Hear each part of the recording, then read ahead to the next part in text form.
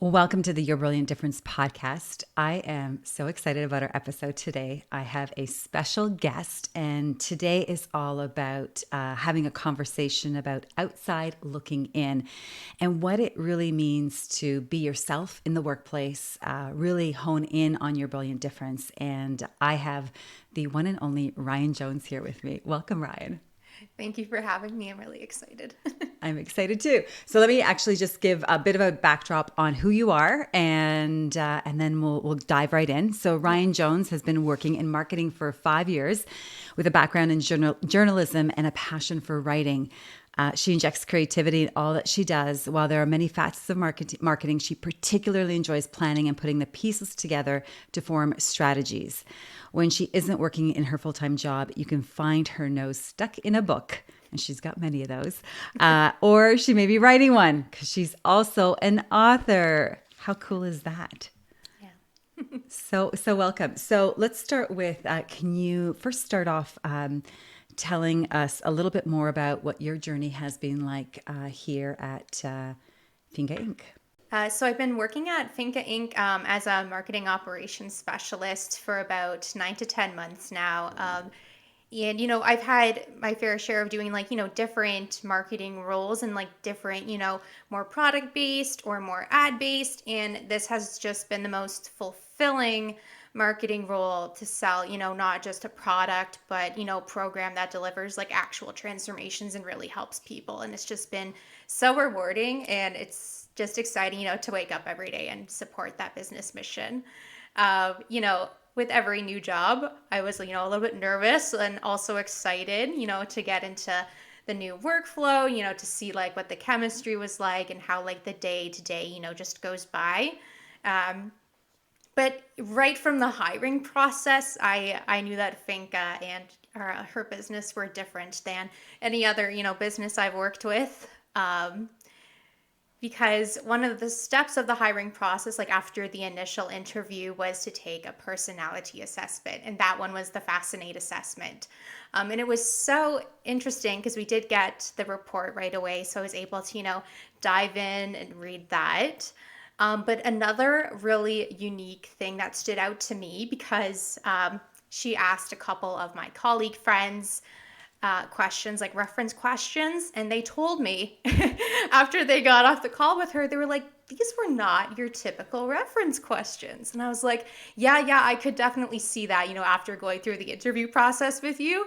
Um, because the questions, they weren't, these tick box things of like, okay, what has she done? What accomplishments does she have? They were really more about, who I was as a person and what my personality was like.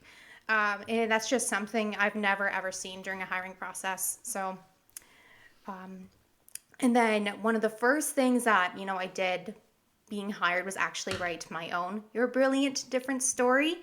And of course, it felt weird at first because you never do like an exercise like that for your job or for your work. But it felt good after. It was like a little, it was almost like an edge move, a little uncomfortable. But it's definitely worth it. Like writing out who I actually am and what I do and the talents and the value that like I'll bring through my role. It just helped me reaffirm my strengths, and it helped me get clear on my career path. And ultimately that helped me feel, a little less nervous in the new role. Yeah, I'm hoping it also like it validated that you were in the right place for the right time. I know sometimes, especially when we're applying for new jobs or we're starting in a new company or a new role, there is that bit of nervousness and can I do it? Am Yeah. I and do I have the skill set? And for me, even going through the hiring process for you, what was important for me was to really understand who you were, because those attributes, those characteristics that you bring to your character, those are the things that when things get hard or things get difficult, that's going to determine how you're going to persevere and come through it on the other side. It was interesting. The other thing, as I was going even through the questions and asking people about you, it was also important for me to understand what your potential is and where they saw you. Because often we just settle to who we are today and who we were once upon a time ago. And we bring all those things and we've got to value those things. And that is part of our brilliant difference. What's the other part is, who do we want to become more of, or where do we aspire to be? What impact do we have? And that for me, when I think about your brilliant difference, it's not only who you are, it's who you were and what you come with, but it's also who you're here to become. And I hope, and I'm thinking about like your role and your responsibilities here, and how you've really just stepped into, because often, and I don't know if you found this, like when we write our brilliant difference story, it's their words. We just put them on paper and they're like, oh, Yeah. this is kind of cool. I wish I can live up to this. This Yeah. is maybe I want to be this. Like there's a lot of edge moves in there as well. Yeah. But there's this sense that we start stepping into it more because we've actually put it out there in front of us. Absolutely. Yeah, especially because a part of my Your Brilliant Difference story is spirited strategy. And like that's just something that I think, subconsciously craved in my previous roles, was having more of the control over the planning. And I was like, just, putting ideas out there and contributing to campaigns. So just writing that down in the story and actually, starting to manifest that and bring that to fruition is just really exciting. Yeah. Yeah. I think for me, even as a leader, and, really looking to see, and I'm also, for those of you listening, like our job is also to help everyone else bring their brilliant difference. So for me too, when I'm noticing, it's like, okay, spirited strategy, that's where she wants to go. That's the value I know she brings and will continue to bring to Finka Inc. So if that's her aspirational, if that's where I also know I have a gap and an opportunity to fill, how can I, as a leader, also help you continue to cultivate that skill and nudge you forward? Because I do know sometimes those are edge moves. Yeah. Yeah. Yeah. So yeah, just writing the Your Brilliant Different story, it helped, build on my confidence, but it also helped me to see the way forward in your company. And yeah, it took away all those nerves. How did you feel when you first wrote Your Brilliant Different story?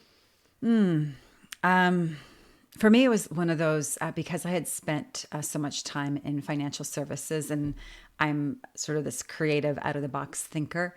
Hmm. Square peg, round hole, kind of like Yeah, just not yeah, feeling like I fit in, yeah. but I knew I could do something. And when I finally started working through and writing out the story, there was just this sense of acceptance of who I was, and really getting clear on how valuable it is and important it is, and then understanding how I need to, I'm going to say almost steer it to find problems that my brilliant difference specifically is wired to solve, and really being strategic in my thinking, how I presence myself, how I show up, and how I can add value. That was really important for me.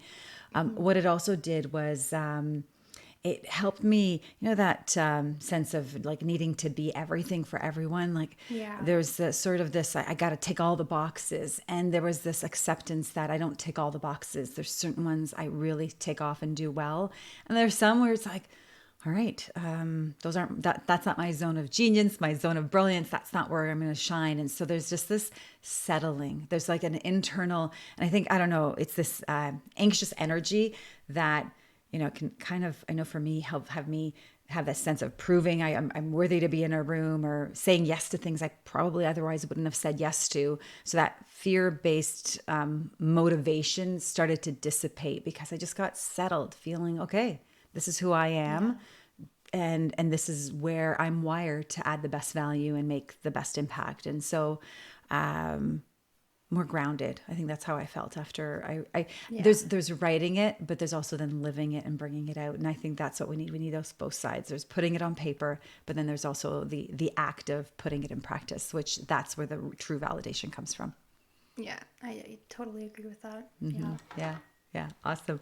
So when you think about your brilliant difference story, what were some of the transformations you experienced in your work? Yeah, that's a really good question. There's definitely a couple that are top of mind for me, and I feel like as I continue my journey here, and always reference and even maybe eventually rewrite the Your Brilliant Different story. I think I'm gonna add to the transformation library. But right off the hop. the first transformation is having clarity in my career, which is just, it's so freeing. It's like, when you take those meditative breaths in yoga and you just feel so relaxed, because especially as someone, who's in your first 5 years or first 6 years of your career, you're still kind of not like, I wouldn't say, entry level, but you're still trying to feel the groundwork of like, who am I in my job and in my role, and how can I, stand out and make a difference, right? So having that story really helped me, clarify that. Um, and the philosophy, it helped me, see the next steps of, what I wanted to do with my marketing career and what I wanted my next role to be. And it showed me the next steps, but it actually, showed me how to get there as well, right? And that's honestly just through leaning on my brilliant difference, and then my brilliant difference's creative structure. And then, how I achieve that is through using attentive approaches and shielded decision makings to build, those meaningful strategies that move the business forward. And then I would say my second transformation, I guess I kind of touched upon that, but it was giving me the ability and the confidence to really step into my marketing role and style. I just, marketing is a saturated industry. I think it is, especially, more as the years go on. Like, even my dad, he's like, your job never existed. When I was growing up, I don't even know what you do. So, sometimes it's loud, especially when you're scrolling on LinkedIn and seeing all these tips and all these strategies, what to do and what not to do. It can just get really loud, and it's hard to, kind of zone it out. And it's like, okay, what works for me? What do I believe in? What sticks to my values? So just being able to finally, form my own marketing style, and being able to apply that, and trust in my gut, and then trust in my abilities to apply that within the business. It's been like the term that you used, really grounding. It's not like, you're going to look at all these different sources to try to find the answers. I'm starting to actually, find the answers in myself and trusting in my abilities. Yeah. And I will say the perk is I really get to benefit from it. Yeah. So my brilliant difference is inspiring ideas, and Ryan's brilliant difference is creative structure. So I'm the kind of person that, Ryan, is there any shortage of ideas coming from me? Never. I love it though. It's so good. So good. So, right. And so I've got all these ideas, and I'll go for a walk. I'll come back, and, I've written down 17 more ideas that we can implement. If I'm listening to a podcast, reading a book, and all of a sudden there's like this popcorn of ideas, and I will say they're great, and they're even better because I have Ryan who gives them creative structure. And so she takes those ideas, and we're able to, and I'll also say with her shielded decision making, really select the ones that are going to move the business forward. When I think about even our marketing and activity on social media, she's really discerning around, okay, is this kind of post going to be aligned to Finka Inc.'s values and missions? But also, just because it is the time of year to do X, Y, or Z, does that actually mirror the business and the clients? And is this something that's going to be relevant? And so I see it in practice every day. And like, I'm so grateful for you, Ryan, to, number one, I'm going to say part of the work is crafting your brilliant difference story. Number two is really making it integral to who you are. Like, when I think about our work, authentic integrity is that foundational principle. And you didn't shy away from picking those things that, like, oh, this is who I am, and really owning it, and who I want to become more of, and really starting to, step into that. So that's that first part. But the other is to this dynamic of us working together, really stepping into, someone's like, oh, I think this will be better. How about this? Or even if you're like doing an edge move of what might be a post, the shielded decisions, like, okay, you might take the risk and go for it. And oftentimes I just love it. And second, sometimes you'll be like, let me run it by her. Let me just make sure this is on brand and this is what we want to represent. So I think you're doing just a brilliant job, really owning and putting in, like, just really stepping into your brilliant difference and showing up in the that way. So I'm Thank you. grateful. I Yeah. appreciate that. And I feel Yeah. like even, reading it, so when I first read it, I was like scared of the word strategy. I'm like, I'm not a strategist. I've never had that, creative freedom before to apply and flex those muscles. But now, as I reread, I'm like, it feels more comfortable. And I think that's kind of, I'm getting more comfortable in that it's no longer becoming more of an edge move. It's almost slowly becoming a comfort zone. Yeah. Yes, yes. And then eventually, and so this is what we do. Like we do this and then we get practice stepping Yeah. into those edge moves. And eventually, your brilliant difference is going to like, all right, this feels like an old pair of jeans and I've worn it Yeah. a few times. And it's like, all right, let's go out there. And, you might Yeah. start to refresh and revive it in a new and unique way, depending on where you want to go from there. So that's amazing. One of the things from research has uncovered from Harvard Business Review that, most of us, we think we are self-aware.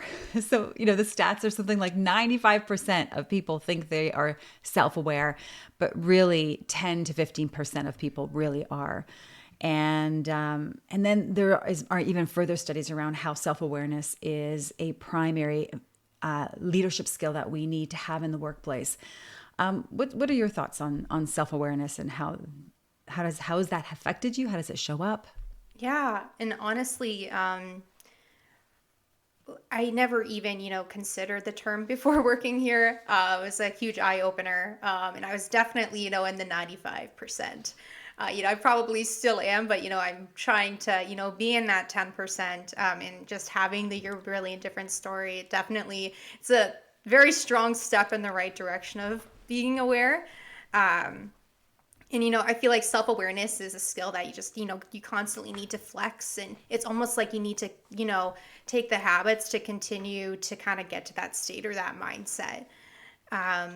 So how Your Really Different story, helped me become more self-aware is like, as a human, you know what you're good at and you know what you're not good at. Like in your personal life, you're in your career. So like I know I'm a good editor and I know my strength is also writing. But by, actually going through the Your Brilliant Difference process and actually doing like the personality assessment and pairing it that way, it's no longer, these transactional, like almost skill-based talents that you have. It's the approaches that you use and like how your personality kind of shines through with that.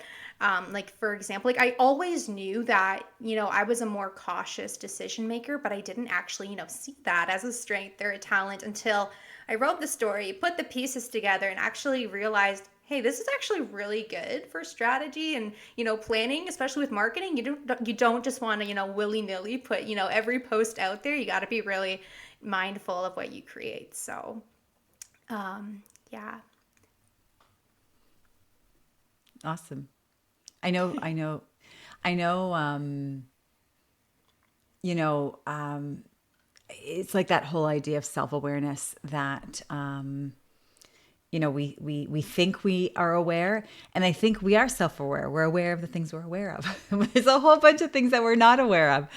Hmm. For me, the whole idea of self-awareness really, I think you hit it bang on with when we can identify where our zone of brilliance is, where our strengths are, and what assets and value. All of a sudden, these things that we diminish or dismiss as just anything that anyone else can do become this gateway to value. It's like, oh, this is actually Yeah. how you're uniquely wired. And so again, I'll go back to that place of acceptance.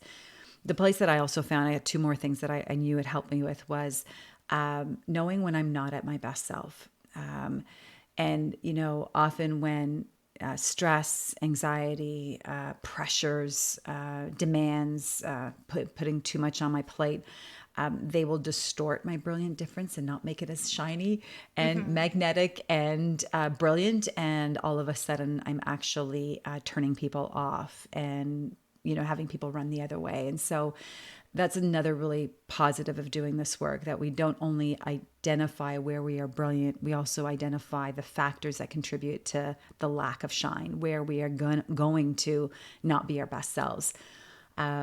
The other is the ability to, and I think I described it already, my brilliant difference is inspiring ideas, but inspiring ideas are just inspiring ideas. They're a great place. It feels like you're in dream state. But putting them into action and getting them out into the world, we need other people to help us, and collaboration and other people's brilliant differences to help along the way. And so the team dynamic, understanding how, we're this puzzle putting ourselves together. And, yours is here to support mine, the companies, but that this collaboration is actually what makes it even better. So, I've learned over the years, especially I remember my early days as a manager, there's like the sense of when you're in that performance pressure cooker, you think you got to do it all, be it all, take it all on. As managers, it's often hard to delegate. It's like I can do it better myself, or I'll just get it done. And there's a sense of value we believe we're going to be recognized for, and it's not. The more actually work we can give away, the more we can empower other people to step into their brilliant differences. That's actually where, as a leader, you end up shining, because you just gave it all away. And it's not giving it all away because you don't want to do it. It's giving it away because you're noticing people's brilliant differences and how you can invite them in to collaborate and make projects better. Client experience is more impactful. So that's where I found, self-awareness and the fact of how your brilliant difference gets us to see ourselves in that way has really helped. Yeah. What are you thinking of, any last messages, or what would be important for you to share with the audience as we close off this episode?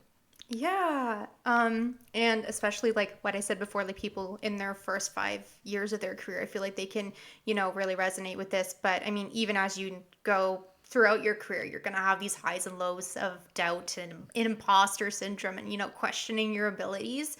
But honestly, in those times where you're questioning yourself, don't go to outside sources and research.